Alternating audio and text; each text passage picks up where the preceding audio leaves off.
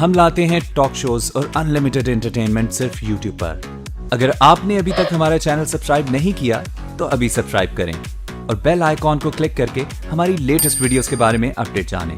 Subscribe کیجئے اور ہم آپ کو لیے چلیں گے آپ کی فیوریٹ ویڈیو کی طرف۔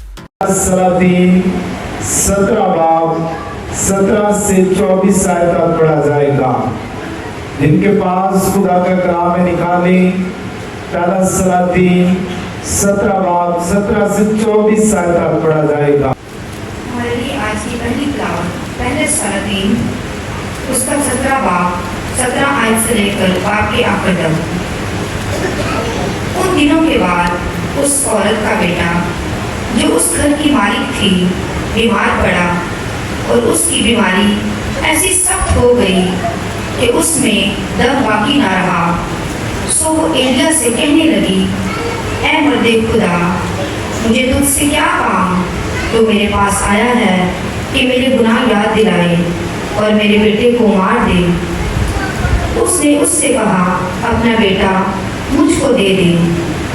اور وہ اسے اس کی گود سے لے کر اس کو بلا خانہ پر جہاں وہ رہتا تھا لے گیا اور اسے اپنے پلنگ پر لٹایا۔ اور اس نے خداوند سے فریاد کی اور کہا، اے خداوند میرے خدا، کیا تو نے اس بیوہ پر بھی جس کے ہاں میں ٹکا ہوا ہوں اس کے بیٹے کو مار ڈالنے سے بلا نازل کی؟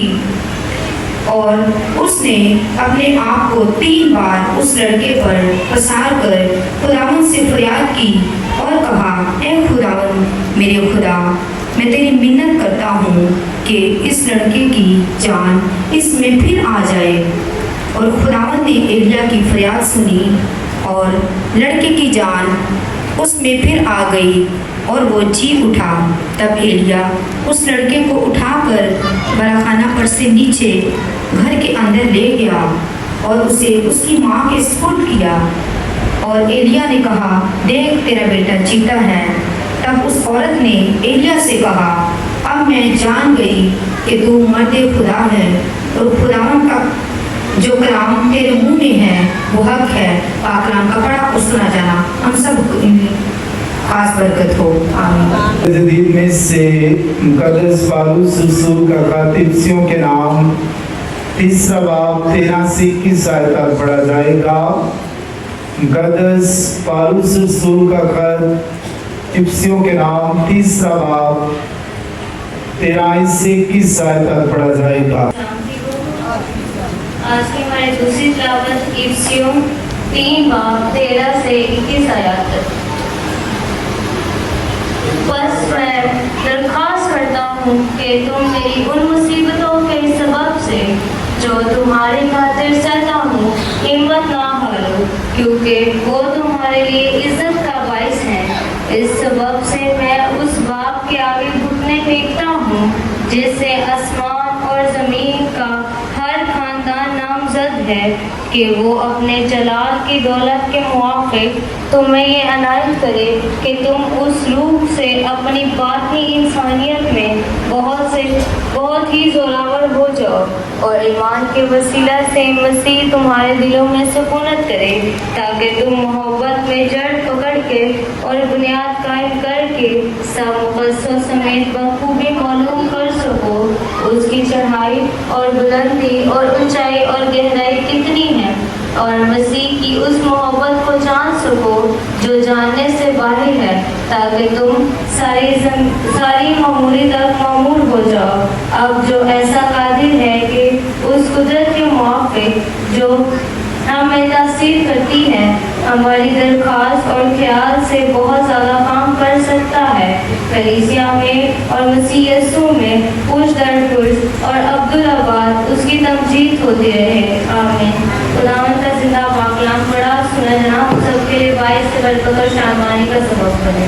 انجیل مقدس لوکا تبلیغ کی بات پر اس کا 7واں باب اور اس کی 11 آیت سے سب مل کر کہیں کہ آئے خداوند تیرا جلال ہو۔ تھوڑے عرصے کے بعد ایسا ہوا کہ وہ نائن نام ایک شہر کو گیا، इसके शागिर्द और बहुत से लोग उसके हमरा थे। जब वो शहर के फाटक के नजदीक पहुंचा तो देखो एक मुर्दे को बाहर लिए जाते थे। वो अपनी माँ का इकलौता बेटा था और वो बेवा थी और शहर के बतेरे लोग उसके साथ थे।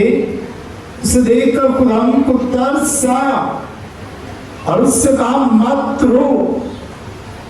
तो यीशु ने पास आकर जनाजे को छुआ और उठाने वाले खड़े हो गए और यीशु ने कहा एक जुबान मैं तुझसे कहता हूं उठ।